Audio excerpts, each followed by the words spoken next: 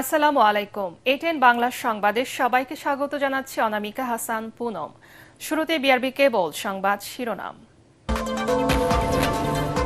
দেশি বিদেশি বিশেষজ্ঞদের পরামর্শে ভূমিকম্প মোকাবেলার উদ্যোগ নেবে সরকার, জানালেন পরিবেশ উপদেষ্টা। রাজধানীর ঝুঁকিপূর্ণ ভবন চিহ্নিত করা হচ্ছে, রাজুক চেয়ারম্যান। সুষ্ঠু নির্বাচন আয়োজনে সেনাবাহিনী ইসিকে সর্বাত্মক সহযোগিতা করবে সেনাপ্রধান। দেশের স্বার্থ রক্ষা ও মানুষের কল্যাণে কাজ করার অঙ্গীকার। একই দিনে নির্বাচন ও গণভোট আয়োজন চ্যালেঞ্জিং হলেও সফল হওয়ার আশাবাদ ইসি সচিবের। ভোটকে সামনে রেখে আইনশৃঙ্খলা অবনতির শঙ্কা নেই স্বরাষ্ট্র উপদেষ্টা। দুটি দল আসন ভাগ বাটোয়ারা করে নির্বাচন করতে চায়, অভিযোগ নাহিদ ইসলামের। এনসিপির নীতি ও আদর্শের বাইরে কোনো দলের সঙ্গে জোট নয়। এবং গুমের মামলায় গ্রেফতার ১৩ সেনা কর্মকর্তাকে সশরীরে হাজির হওয়ার নির্দেশ ট্রাইব্যুনালের। জেরাই খান পান্নাকে শেখ হাসিনার রাষ্ট্রনিযুক্ত আইনজীবী নিয়োগ। শুনছিলেন বিআরবি কেবল সংবাদ শিরোনাম, এবারে বিস্তারিত। ভূমিকম্পের ক্ষয়ক্ষতি মোকাবেলায় রাজধানীর ঝুঁকিপূর্ণ ভবনগুলো চিহ্নিত করার কাজ করছে রাজুক। সংস্থাটির চেয়ারম্যান ইঞ্জিনিয়ার রিয়াজুল ইসলাম জানিয়েছেন, এ পর্যন্ত ৩০০টি ক্ষতিগ্রস্ত এবং ঝুঁকিপূর্ণ ভবন চিহ্নিত করা হয়েছে।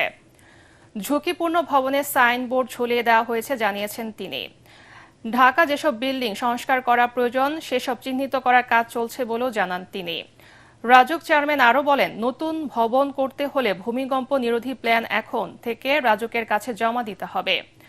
এ সময় পরিবেশ ও বন উপদেষ্টা সৈয়দা রিজওয়ানা হাসান জানান, ভূমিকম্পের ঝুঁকি মোকাবেলায় দেশি বিদেশি বিশেষজ্ঞদের সাথে আগামীকাল বৈঠকে বসছে সরকার।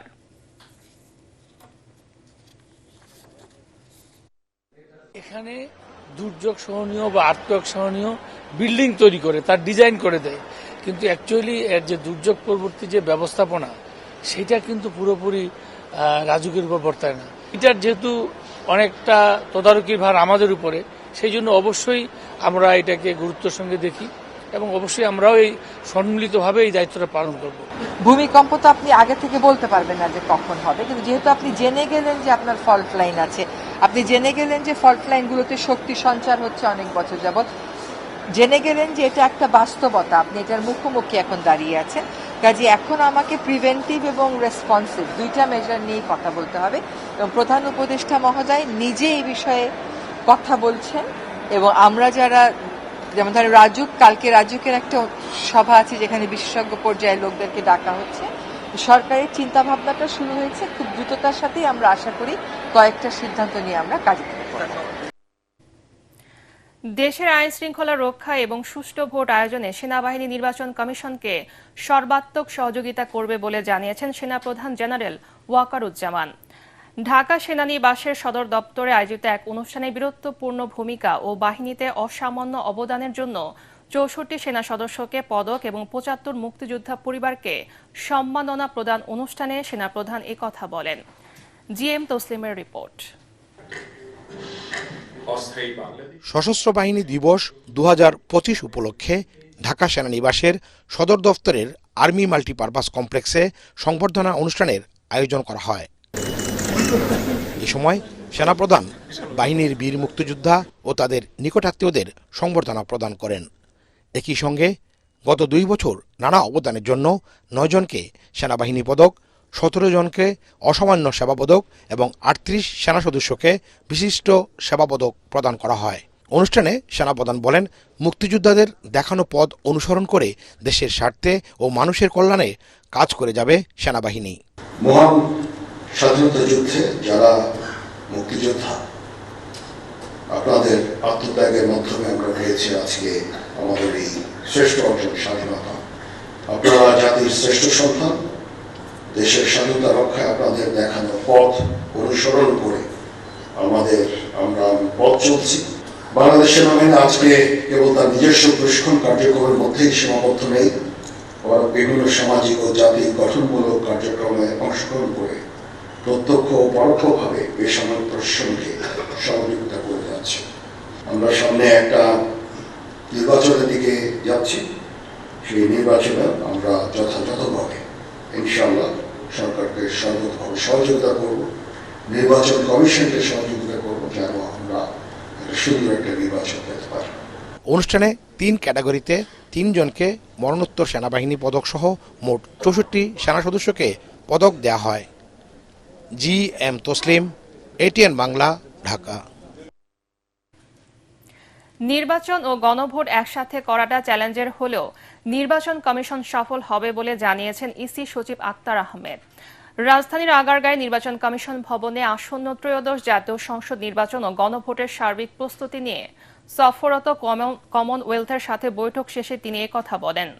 সুষ্ঠু নির্বাচন আয়োজনে কমনওয়েলথ সহযোগিতা করবে বলেও জানান ইসি সচিব। এছাড়া প্রবাসী ভোটারদের ভোট দেওয়ার জন্য কাজ চলছে বলেও জানান তিনি। বৈঠকে নির্বাচন কমিশনের প্রস্তুতি, অগ্রগতি, বিদেশে ভোট প্রদান সহ গুরুত্বপূর্ণ বিষয়ে আলোচনা করা হয়। কমনওয়েলথ সেক্রেটারি জেনারেল মহোদয় উনি স্পেসিফিক করে আমাদেরকে বলেছেন যে ওনার সদস্য সংখ্যা হচ্ছে 56টা দেশ, এবং আমরা যদি কোনো সহযোগিতা চাই সেটা ওনারা করার জন্যে প্রস্তুত আছেন।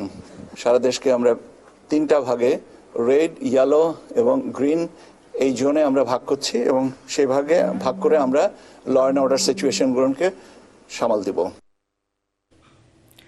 নির্বাচন সামনে রেখে আইন শৃঙ্খলা পরিস্থিতি অবনতি হওয়ার শঙ্কা নেই বলে জানিয়েছেন স্বরাষ্ট্র উপদেষ্টা অবসরপ্রাপ্ত লেফটেন্যান্ট জেনারেল জাহাঙ্গীর আলম চৌধুরী। আইন শৃঙ্খলা পরিস্থিতি আগের চেয়ে উন্নতি হয়েছে। সচিবালয়ে সাংবাদিকদের এই কথা জানান তিনি। নির্বাচনের আগে ব্যক্তিগত অস্ত্র জমা নেওয়ার কথাও জানান স্বরাষ্ট্র উপদেষ্টা। এ সময় জাহাঙ্গীর আলম চৌধুরী বলেন, ভূমিকম্পের ক্ষেত্রে সবাইকে সতর্ক থাকতে হবে। ভূমিকম্পের পূর্ব সতর্কতার ব্যবস্থা নেই। কোনো কোনো দেশে একটি অ্যাপ আছে যেটি ভূমিকম্প হওয়ার 10 সেকেন্ড আগে ইন্ডিকেশন দিতে পারে। সেরকম অ্যাপ খোলা যায় কিনা এ বিষয়ে চিন্তা ভাবনা চলছে।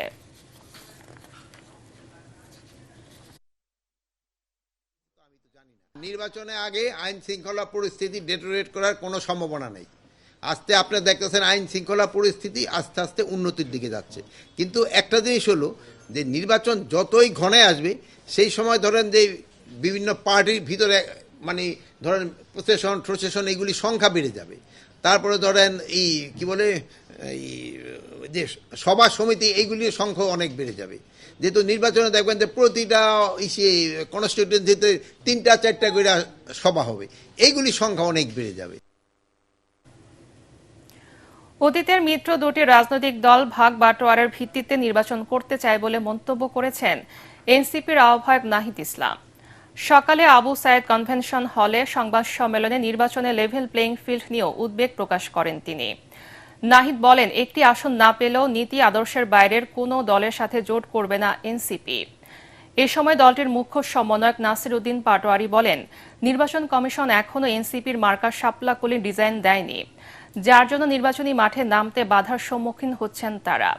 রিপোর্ট মুশফিকুর রহমানের। রাজধানীর মিন্টু রোডে আবু সাইদ কনভেনশনে শাপলাকলি প্রতীকে মনোনয়ন প্রত্যাশীদের সাথে মতবিনিময় ও সাক্ষাৎকার নেন এনসিপির নেতারা। আমাদের নির্বাচনী ইস্তিহার, আমাদের যে সকল দাবি রয়েছে। পরে সংবাদ সম্মেলনে দলটির নেতারা বলেন, রাজনীতি যাতে কিছু পরিবারের সদস্যের মাঝে আটকে না থাকে, এজন্য সারা দেশে এনসিপি মনোনয়ন উন্মুক্ত করে দিয়েছে। যারা এলাকার গডফাদার, সন্ত্রাসী, চাঁদাবাজ, ওনারাই এমপি হয়, ওনারাই নেতা হয়।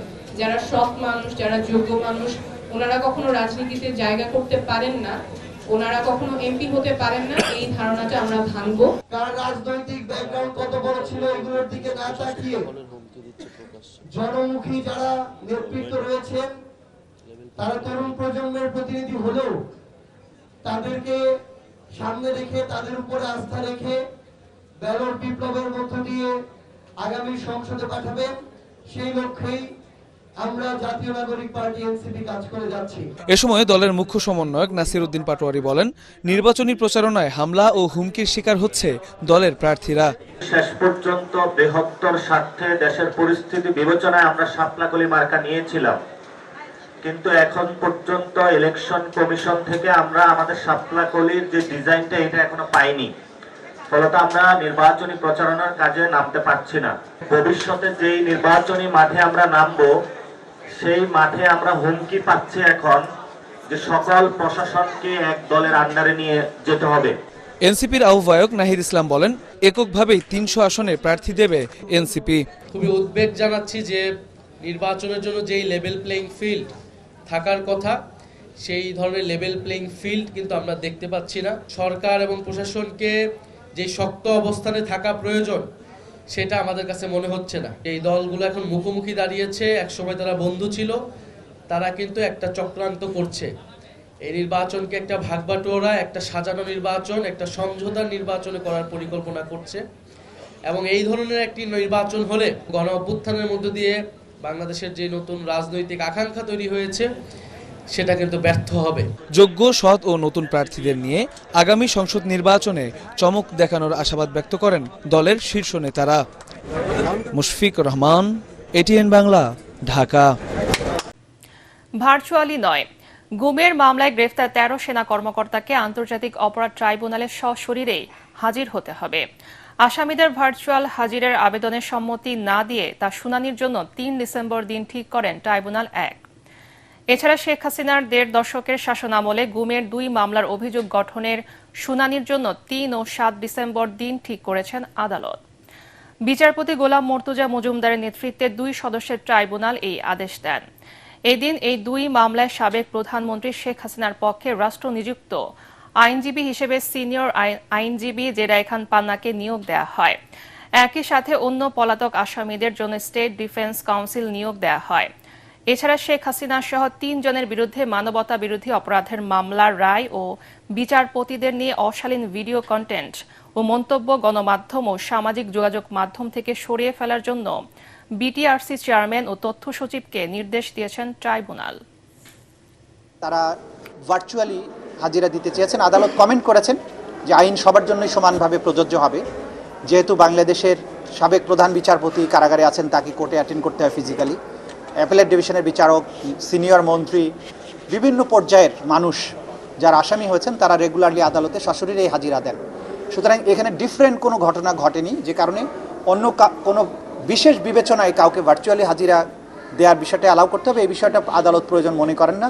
শেখ হাসিনাকে ডিফেন্ড করার জন্য একজন লয়ার জেরাই খান পান্না, তাকে নিয়োগ দেওয়া হয়েছে। জাতীয় নাগরিক পার্টির এনসিপির নেতাদের সঙ্গে সৌজন্য সাক্ষাৎ করেছেন ভুটানের প্রধানমন্ত্রী শেরিং তোবগে। সকালে হোটেল ইন্টারকন্টিনেন্টালে এনসিপির আহ্বায়ক নাহিদ ইসলামের নেতৃত্বে 3 সদস্যের প্রতিনিধি দল তোবগের সঙ্গে সাক্ষাৎ করেন। এ সময় তারা কুশল বিনিময় করেন। এনসিপির নেতারা নিজের স্বার্থ রক্ষা করে 2 দেশের সম্পর্ক কিভাবে আরও গভীর করা যায় তা নিয়ে আলোচনা করেন। গণ অভ্যুত্থানের চেতনায় ভবিষ্যৎ বাংলাদেশ বিনির্মাণে 2 দেশের ব্যবসা বাণিজ্য এগিয়ে নেওয়ার প্রতিও গুরুত্ব আরোপ করেন তারা। এদিকে বাংলাদেশ বিনিয়োগ উন্নয়ন কর্তৃপক্ষের নির্বাহী চেয়ারম্যান আশিক চৌধুরী ভুটানের প্রধানমন্ত্রীর সঙ্গে সৌজন্য সাক্ষাৎ করেন। দুপুরে রাষ্ট্রপতি মোহাম্মদ শাহাবুদ্দিনের সঙ্গে একান্ত বৈঠকের কথা রয়েছে তবগের। বিকেলে বাংলাদেশের অন্যান্য রাজনৈতিক দলগুলোর সঙ্গেও বৈঠক করার কথা রয়েছে ভুটানের প্রধানমন্ত্রীর।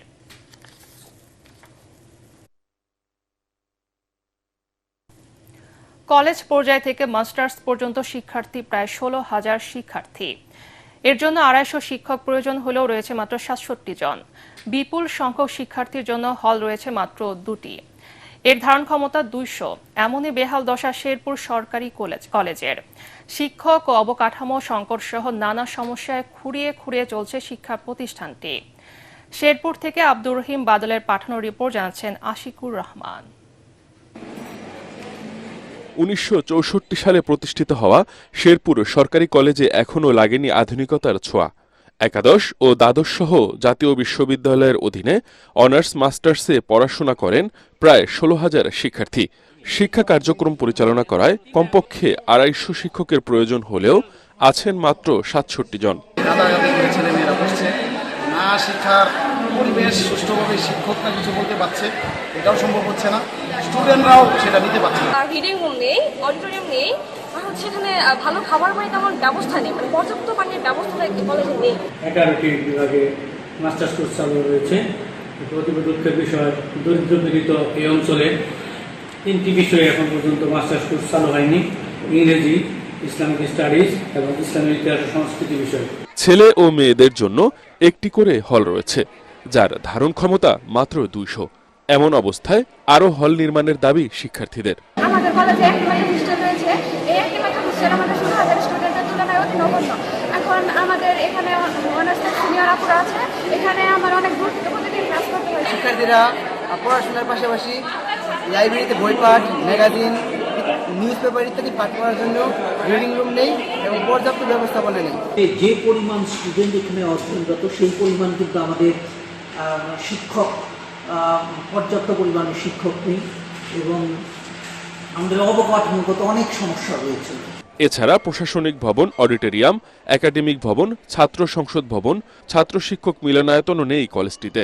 সমস্যা সমাধানের জন্য সংশ্লিষ্ট মন্ত্রণালয়ে চিঠি দেওয়া হয়েছে বলে জানান কলেজের অধ্যক্ষ। শিক্ষা প্রকৌশলের মাধ্যমে আমাদের একাডেমিক ভবন, প্রশাসনিক ভবন এবং বিভিন্ন সীমানা প্রাচীর সহ অন্যান্য আরও কয়েকটি ছাত্রছাত্রী হোস্টেল এখানে বরাদ্দ দিলে এবং এর ফলে ছাত্রছাত্রীরা শিক্ষার দিক থেকে এগিয়ে যাবে। দ্রুত সমস্যার সমাধান করে শিক্ষার সুষ্ঠু পরিবেশ নিশ্চিতের দাবি শিক্ষার্থী ও এলাকাবাসীর। Bureau report, ATN Bangla. সাংঘর্ষিক নয়, বিএনপি স্থিতিশীল রাজনীতিতে বিশ্বাসী বলে দাবি আদায়ে রাজপথে কোনো কর্মসূচি দিচ্ছে না বলে মন্তব্য করেছেন বিএনপির স্থায়ী কমিটির সদস্য আমির খসরু মাহমুদ চৌধুরী। সকালে বাংলাদেশ মেডিকেল বিশ্ববিদ্যালয়ের ডাক্তার মিলন হলে ডক্টর অ্যাসোসিয়েশন বাংলাদেশ ড্যাব আয়োজিত আলোচনা সভায় তিনি এসব কথা বলেন। এ সময় 31 দফার মধ্যে যে স্বাস্থ্য সেবার কথা বলা হয়েছে সেটা নিশ্চিত করার আহ্বান জানান তিনি। আমির খসরু আরও বলেন, রাজনৈতিক সংস্কার ছাড়া দেশের উন্নতি সম্ভব নয়।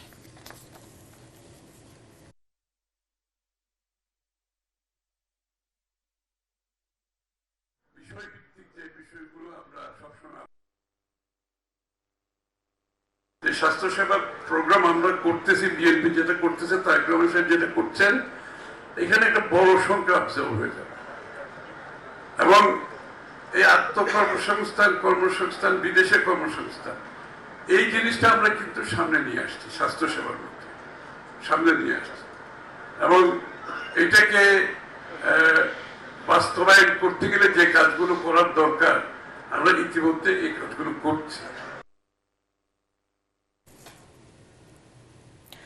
দুর্নীতির লাগাম টেনে ধরতে না পারলে জাতির সাথে প্রতারণা করা হবে বলে মন্তব্য করেছেন দুর্নীতি দমন কমিশনের চেয়ারম্যান ডক্টর মোহাম্মদ আব্দুল মোমেন।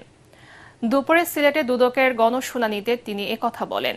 এ সময় দুদক চেয়ারম্যান বলেন, শুধুমাত্র অবৈধ সম্পদের অনুসন্ধান নয়, জনগণকে সচেতন করার মাধ্যমে দেশকে দুর্নীতি মুক্ত করতে চায় দুদক। এজন্য জনগণ, মিডিয়া ও সামাজিক প্রতিষ্ঠানগুলোকে সক্রিয়ভাবে অংশগ্রহণ করার তাগিদ দেন তিনি।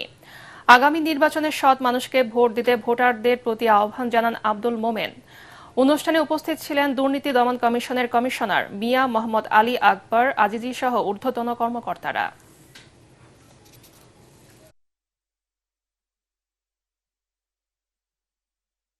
আপনি যদি বাড়তি কিছু কামাই করেন, বেতনের বাইরে পরিশ্রম করে করেন, কোনো সমস্যা নাই, কিন্তু মানে কাউকে জিম্মি করে, যেটাকে আমরা ঘুষ টুস এসব বলে টলে থাকি, দুর্নীতি হরেক কিসিমের, সেটা আপনি কি জন্য করবেন? তো সন্তানের জন্যই তো, সন্তান যাতে ভালো থাকে, ভালো খায়, ভালো গাড়িতে চড়ে, ভালো বাড়িতে থাকে, এগুলির জন্যই তো। কিন্তু অনুগ্রহ করে এটা মনে রাখবেন, আপনার সন্তান মোটেও বোকা সন্তান না। রাঙ্গামাটির কাপ্তায়ে বন্য হাতির তাণ্ডব বেড়েছে। দিনে, দুপুরে কিংবা গভীর রাতে লোকালয়ে নেমে আসছে হাতির পাল। 2 বছরে হাতির হামলায় পর্যটক সহ মারা গেছেন 10 জনেরও বেশি, আহত হয়েছেন বহু মানুষ। রাঙ্গামাটি প্রতিনিধি পুলক চক্রবর্তীর পাঠানো রিপোর্ট জানাচ্ছেন আসিফুর রহমান সাগর। রাঙ্গামাটি পাহাড়ি এলাকায় কয়েক মাস ধরে বেড়েছে বন্য হাতির আনাগোনা। হঠাৎ করেই লোকালয়ে নেমে আসছে হাতির পাল। গতকাল সোমবার সন্ধ্যায় কামিল্লাছড়ি রাইন্নাটুকুন এলাকায় হাতির আক্রমণে 2 নারী নিহত হন। হাতির তাণ্ডবে দুমড়ে মুচড়ে যায় 2টি সিএনজি অটোরিকশা। এতে স্থানীয়দের মাঝে বিরাজ করছে চরম আতঙ্ক। সকালবেলা আসে তেমন একটা সমস্যা হয় না, তবে দুপুরের দিকেও তারপরে একটু থাকে আর কি, ভয় থাকে।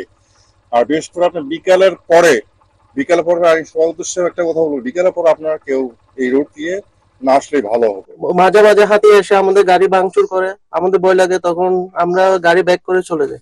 লোকালয়ে নেমে আসা ঠেকাতে কাপ্তাইয়ের 8 কিলোমিটার এলাকায় সোলার ফেন্সিং থাকলেও এখন তা অচল বলে জানালেন স্থানীয়রা। বন বিভাগ এবং আমাদের যারা পর্যটন এলাকা সকলে যদি আমরা সচেতন থাকি, আমার মনে হয় আমরা এটা থেকে রোধ পাওয়া সম্ভব। বনে হাতির চলাচলের জায়গায় জনবসতি ও সড়ক নির্মাণের কারণে খাবারের সন্ধানে লোকালয়ে নেমে আসছে বলে জানালেন ফরেস্ট রেঞ্জার। আমাদের অনেক সাইনবোর্ড বিলবোর্ড লাগিয়েছি সতর্ক অবস্থানে থাকার জন্য, এবং আমাদের টহল রয়েছে। আমরা অনেক সময় নিষেধ করি, সুন্দরবন যেতে নিষেধ করি, বা আমরা হাতির অবস্থানটা ট্র্যাক করার চেষ্টা করি। পাহাড়ে হাতির বাসস্থানে আরো গাছ লাগিয়ে তাদের আবাসযোগ্য পরিবেশ তৈরি করলে সংকট কমবে বলে জানালেন বিভাগীয় বন কর্মকর্তা। হাতি তো কোনো লোকালয়ে আসেনি, বেসিক্যালি হাতির যে হ্যাবিটেট তার ভিতরে লোকালয় তৈরি হয়েছে। হাতির চলাচলের পথকে ক্ষতিগ্রস্ত না করে তাদের জন্য খাদ্যের ব্যবস্থা ও নিরাপদ আবাস নিশ্চিত করার দাবি সংশ্লিষ্টদের। Bureau report, ATN Bangla. Pubali bank বাণিজ্য সংবাদ।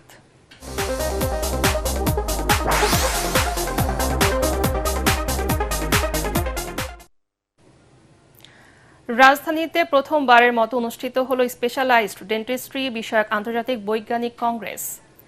রেভলিউশনাইজিং dentistry with AI innovations and insights শীর্ষক দিনব্যাপী এই আয়োজনের মাধ্যমে আধুনিক দন্ত চিকিৎসায় কৃত্রিম বুদ্ধিমত্তার নতুন সম্ভাবনা, উদ্ভাবন ও গবেষণার দিক তুলে ধরেন বিশেষজ্ঞরা।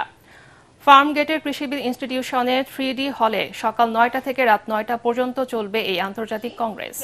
Special health care foundation Bangladesh হাসপাতালের উদ্যোগ ও ম্যান্ডি ডেন্টাল কলেজ ও হাসপাতালের সহযোগিতায় আয়োজিত অনুষ্ঠানে প্রধান অতিথি ছিলেন ডক্টরস অ্যাসোসিয়েশন অব বাংলাদেশের চিফ অ্যাডভাইজার প্রফেসর ডাক্তার ফরহাদ হালিম।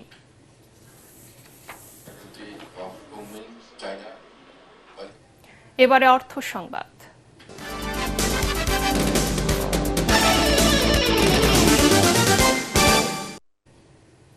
বিশ্বের বৃহত্তম পরিবেশ পুরস্কার দ্য আর্থশট প্রাইজ 2025 বিজয়ী হয়েছে ফ্রেন্ডশিপ।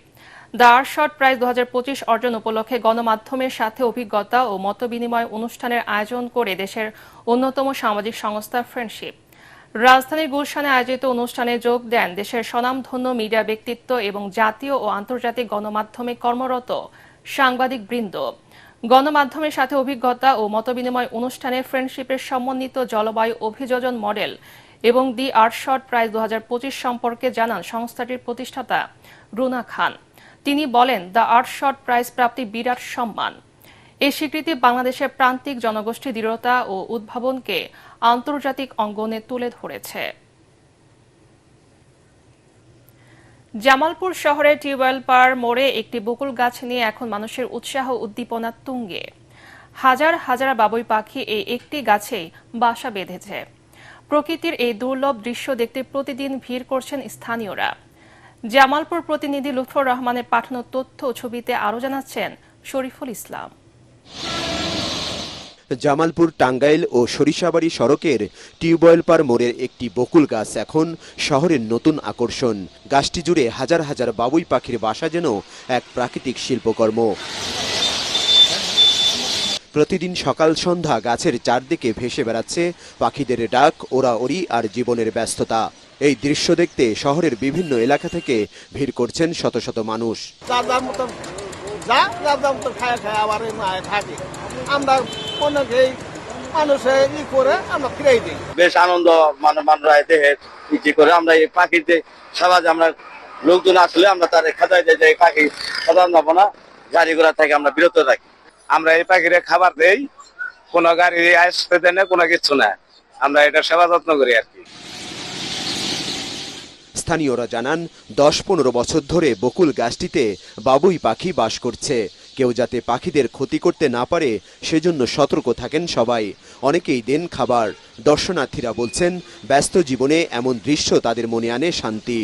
আমরা এই বাবুই পাখি দেখে অনেক দূর দূরান্তের লোকজন এসে এখানে ভিডিও করে নেওয়া যায়। সকাল 6টা বাজলেই তারা একবারে কথা বন্ধ করে, বন্ধ করে সারা রাত থাকে, আর কোনো আওয়াজ হয় না। যখন ফজর আজান হয়, আজানের পরে 6টার দিকে এটা তারা চলে যায় যার যার সারে। পৃথিবীকে সুন্দর করে তোলার পাশাপাশি মানব অস্তিত্বের সহচর এসব পাখি। তাদের রক্ষা করা সবার নৈতিক দায়িত্ব ও টেকসই ভবিষ্যতের অন্যতম শর্ত বলে মনে করেন পরিবেশবিদরা। আমাদের মনে রাখতে হবে একটি পাখি হারানো মানে শুধু একটি প্রজাতির ক্ষতি নয়, বরং পুরো পরিবেশ ব্যবস্থার এটা একটা ক্ষতি। তাই এখনই সময় সচেতন হওয়ার, পদক্ষেপ নেওয়ার। একটি বকুল গাছে হাজারো বাবুই পাখি ঘিরে মানুষের এমন সমাগম সত্যিই বিরল। প্রকৃতি এখনো আমাদের কাছে সৌন্দর্য আর শান্তির প্রধান উৎস। শরীফুল ইসলাম, এটিএন বাংলা। এবারে খেলার খবর।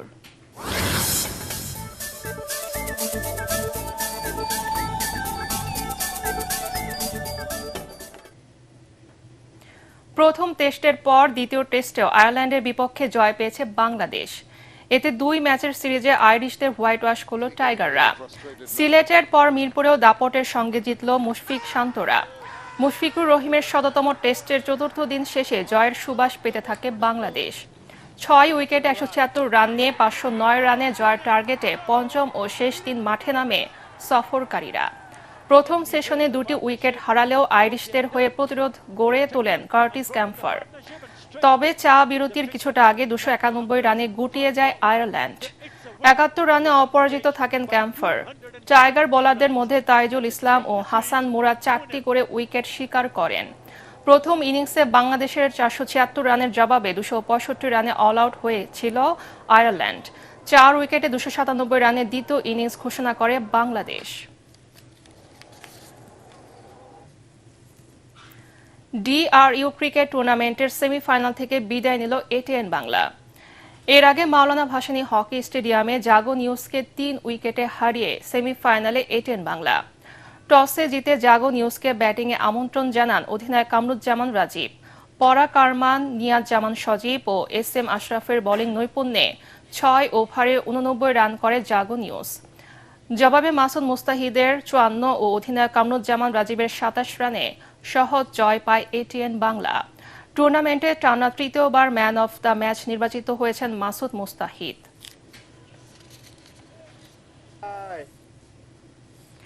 শেষ করার আগে বিআরবি কেবল সংবাদ শিরোনাম আরেকবার।